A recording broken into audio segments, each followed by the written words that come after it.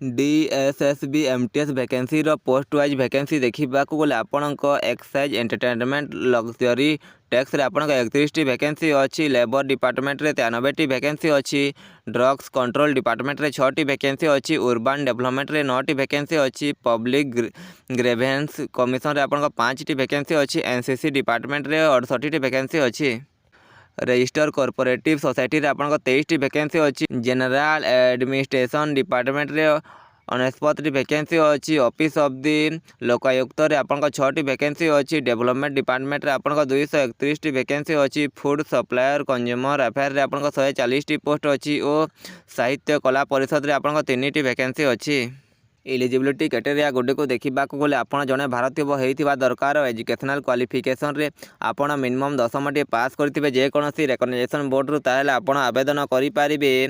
तो आपण सबू पोस्ट आप 10टी पास करते आवेदन करेंगे। तो आप जो पोस्ट पर आवेदन करने चाहते से पोस्ट पर आवेदन करेंगे। एज लिमिट देखा गले आप मिनिमम एज 18 वर्ष होते आप आवेदन करेंगे और मैक्सिमम एज 27 वर्ष होता दरकार। एज रिलैक्सेशन एज पर गवर्नमेंट रूल हिसाब से ST/SC को 5 वर्षर एज रिलैक्सेशन दिज्व OBC को 3 वर्षर एज रिलैक्सेशन दिज्व PWD BD कैटेगरी को 10 वर्षर एज रिलैक्सेशन दिज्व।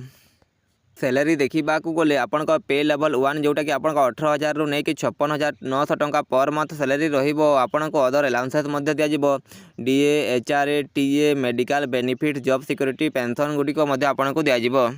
एप्लिकेशन फी देखा गले जनरल OBC EWS कैटेगरी ठारू 100 टंका एप्लिकेशन फी लगे। ST/SC PWD ex serviceman women category को कौन भी एप्लिकेशन फी लगे ना से मागणार आवेदन करेंगे और आपण मोड ऑफ पेमेंट ऑनलाइन माध्यम रहिबो।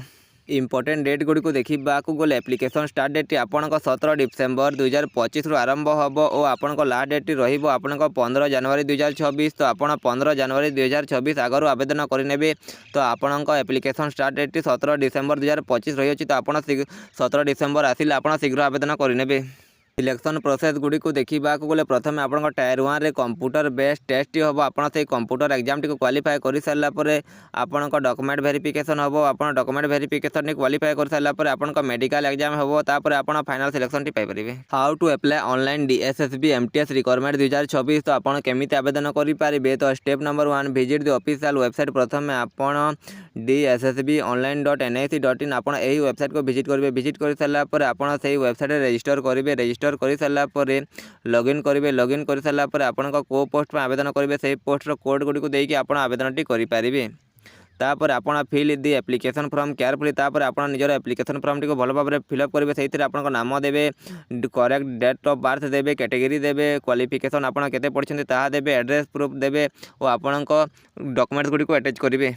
तापर आपण अपलोड डॉक्यूमेंट तापर आपण निजर डॉक्यूमेंट्स गुडी को अपलोड करेंगे। से आपण रिसेंट फोटोग्राफ को स्कैन करके अपलोड करेंगे। सिग्नेचर को स्कैन करके अपलोड करेंगे। रिलेवेंट सर्टिफिकेट आपण क्वालिफिकेशन सर्टिफिकेट और marksheet age proof 10th certificate ID proof रे आपण Aadhaar card voter card PAN card देकी से एप्लिकेशन फॉर्म रे फिलअप करेंगे। फिलअप कर सारा पे दी एप्लिकेशन फी तापर आपण कैटेगरी वाइज जिते एप्लिकेशन फी लगी पे करेंगे। पे कर सारा सबमिट दी application form and download the receipt. तापर आपण निजर एप्लिकेशन फॉर्म टी को भल भाव पढ़ी सबमिट करेंगे। सबमिट कर सारा आपको गोटे रिसिप्ट दिज्व आप PDF माध्यम डाउनलोड कर और एग्जाम डेट आसिले आप एग्जाम टी देखिए सिलेक्शन टी नहीं पारे।